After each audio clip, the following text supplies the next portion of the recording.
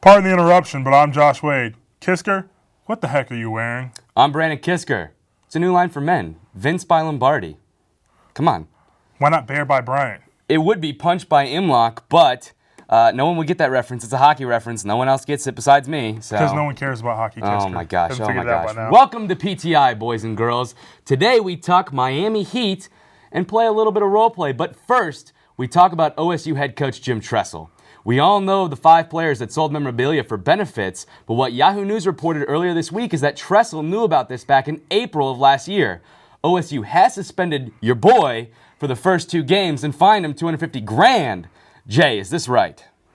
I got to say the $250,000 fine is big, but not for somebody who makes $3.5 million a year. Huge Tressel Well, that's fan. what I'm saying, though, is that it's not that big. I mean, $250,000 is like a slap on the wrist. It's like a $50 fine for you and me. It is a slap on the wrist, but when you look at Calipari, you look at Calhoun, you look at Lane Kiffin and all these other guys who have committed penalties that have been brought down by the NCAA, they've been given lesser sentences for basketball where they play 30 games a season. The first 2 games of a 13-game season is huge for football. No matter how you slice it, that's going to be big to lose them for 2 games. No, you see, this is where you're wrong, because who are their first 2 games? I mean, I don't have their opponents in front of me, but it's probably like Ohio U and some other stupid, easy team that they can destroy. I mean, suspend them at least for the first Big Ten games, the first 2 Big Ten games where they actually matter. Now, you may have your first 2 Big Ten games against Indiana and Iowa and be able to destroy them, but they're Big Ten games at the very least. I mean, losing them for the first 2 games of the season, it means nothing. It's the same reason why losing the players for the first 5 games is ridiculous. The big question here is who looks worse, Jim Tressel or Ohio State? And right now, it's definitely Jim Tressel. This is a guy that I have loved since he's become Ohio State's coach. He talks about character all the time. And to see this happen, it's a big letdown. But at the same time, too, I'm not too worried. Tressel's a guy who's going to bounce back strong from it and has always done a good job of continuing to be that guy who leads his players on and off the field. And his players have the full support of him as well as the Ohio State University. When asked about it, Gordon Gee said, "Please, I hope he doesn't fire me." And that's the epitome of Ohio State fans and their university and how they will back him up because they know he's a great quality man. See, you're who wrong. Made one mistake. No, you're wrong, This dude. is the You're first, wrong. This is the You're first wrong. blemish on his record in 10 years at It Ohio doesn't State. matter. It's First an blemish on his record. NCAA violation. It doesn't matter if you're Jim Tressel or Jim Calipari. How many other coaches do we have out there who have had similar violations and worse, who have had them in multiple schools? You got Lane Kiffin. About it. I mean, he knew about it. At least he's not Chip Kelly. He doesn't have players punching each other on the field. All right, well, we got to move on. The Miami Heat are in shambles right now, having lost their last 5 games. Head coach Erik Spoelstra is searching for anything to spark the team. 2 nights ago, he played LeBron and D. Wade for the entire second half. The two combined for 69 of the Heat's 96 points.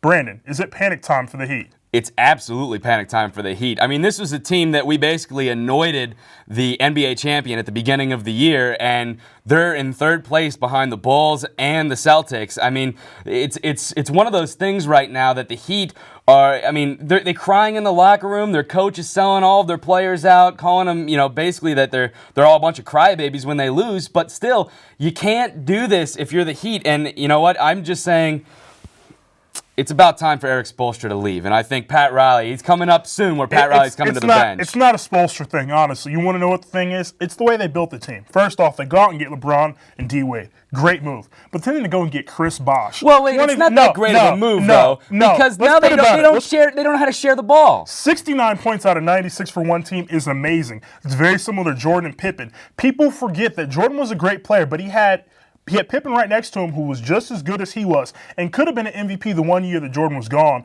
when he retired in 93, 94.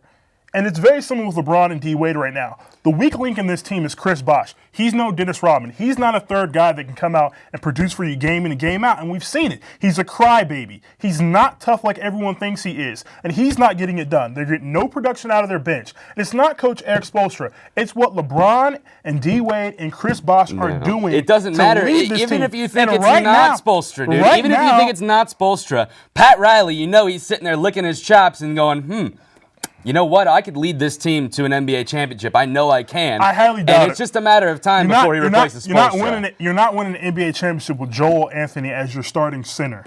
It's just not going to happen. Zydrunas Ilgauskas is a shell of his former self. He's not providing no any defense argument there. And that's what they need. They need a man that can stop in the middle. If you've watched the last couple games, everyone slashes through the lane and gets to the bucket, and there is no interior defense for this Miami team. And it starts with Chris Bosh and those guys in the middle. And if someone doesn't step up and start playing defense for them, it's not going to happen. Let's go to a quick commercial break. When we come back, Brandon and I do a little role play.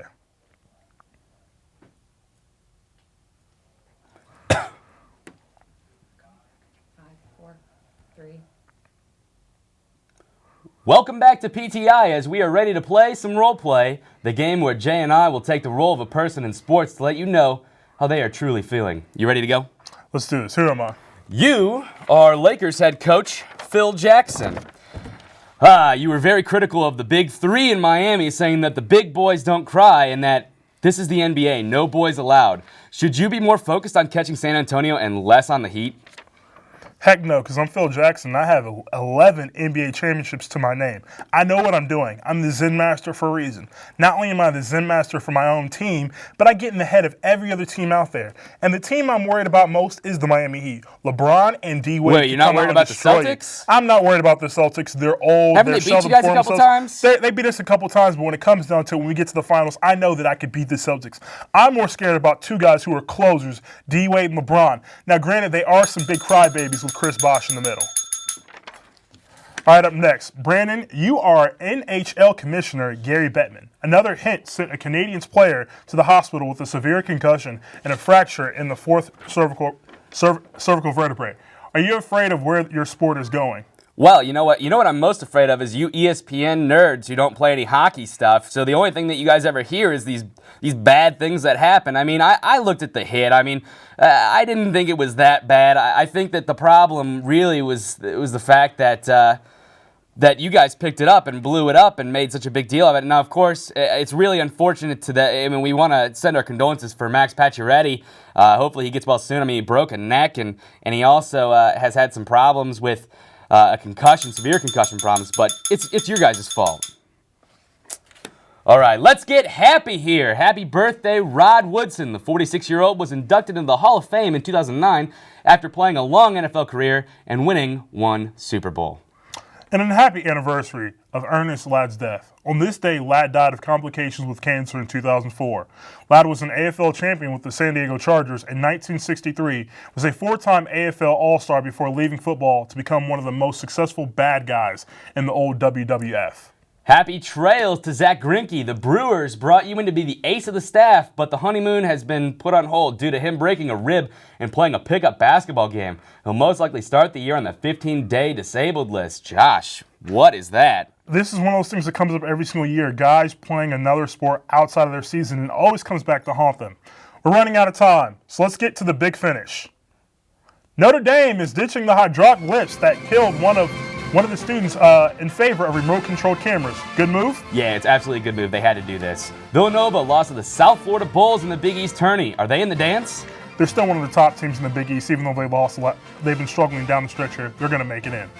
Talks are still going on between the NFL and NFL Players Association.